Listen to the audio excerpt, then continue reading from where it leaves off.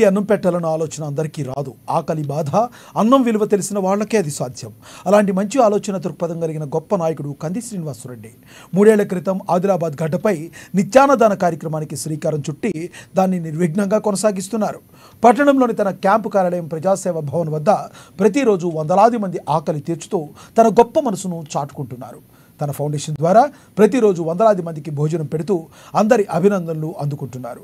అక్కడ భోజనం చేసిన వాళ్ళంతా అన్నదాత సుఖీభవ అంటూ కంది శ్రీనివాసరెడ్డిని నిండు మనసుతో దీవిస్తున్నారు. ఆయన నిండు నూరేళ్లు చల్లగా ఉండాలంటూ తమ ఆశీర్వచనాలు అందిస్తున్నారు.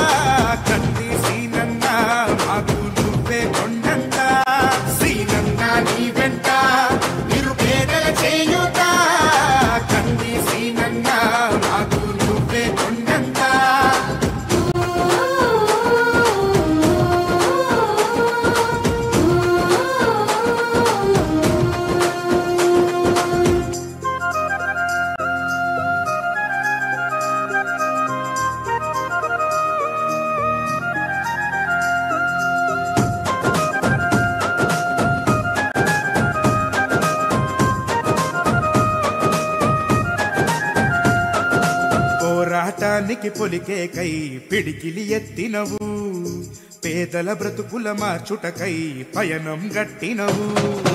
పోరాటానికి పొలికే కై పిడికిలి ఎత్తినవు, పేదల బ్రతుకుల